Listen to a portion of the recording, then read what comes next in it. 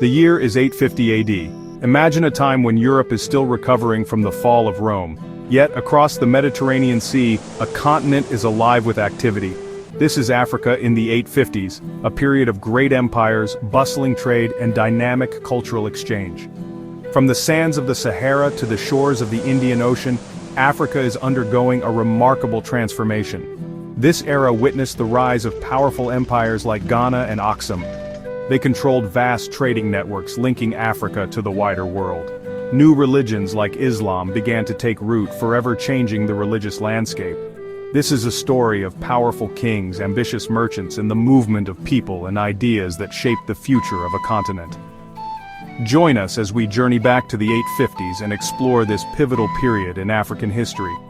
From the gold mines of West Africa to the bustling ports of the East African coast, we will uncover the stories that shaped a continent. Deep in the heart of West Africa, the Ghana Empire flourished. Ghana's power rested on its control of a precious commodity, gold. The empire's mines produced an abundance of gold, highly sought after by traders from across the Sahara Desert. Camel caravans laden with salt, textiles, and other goods made their way across the scorching sands to Ghana's bustling markets. In exchange for their goods, these traders returned north with something even more valuable: gold. Ghana's rulers grew wealthy from taxing this lucrative trade. They used their wealth to build powerful armies, construct impressive palaces, and maintain order across their vast domain. The Ghana Empire became synonymous with wealth and power, a beacon of civilization in a rapidly changing world. Far to the east, across the African continent, another great empire held sway. The Aksumite Empire, centered in modern-day Ethiopia and Eritrea, stood as a major power in East Africa. Aksum's strategic location along the Red Sea placed it at the crossroads of trade between Africa, the Middle East, and India. Aksumite merchants traded valuable goods such as ivory, incense, and slaves. The Aksumite Empire was also one of the first in the world to adopt Christianity as its official religion. Christianity flourished in Aksum, leaving behind a legacy of magnificent churches and monasteries. However, the rise of Islam in the 7th century AD brought new challenges. Although Aksum continued to thrive, it faced increasing pressure from its Muslim neighbors. Section 4.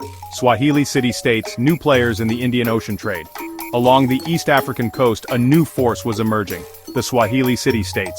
These vibrant trading centers dotted the coastline from present-day Somalia to Mozambique. The Swahili people, a mix of African, Arab, and Persian traders, created a unique and cosmopolitan culture. Their language, Swahili, became the language of trade across the region.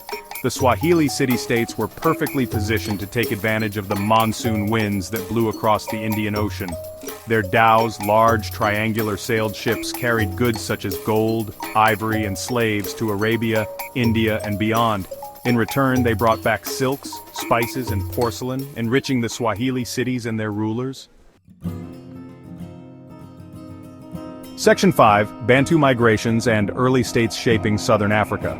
Meanwhile, in Southern Africa, a slow but significant transformation was underway. Bantu-speaking communities originating from present-day Nigeria and Cameroon continued their centuries-long migration southward. These skilled farmers and ironworkers brought with them new technologies and ways of life. As they moved south, the Bantu people interacted with existing communities, exchanging ideas and technologies.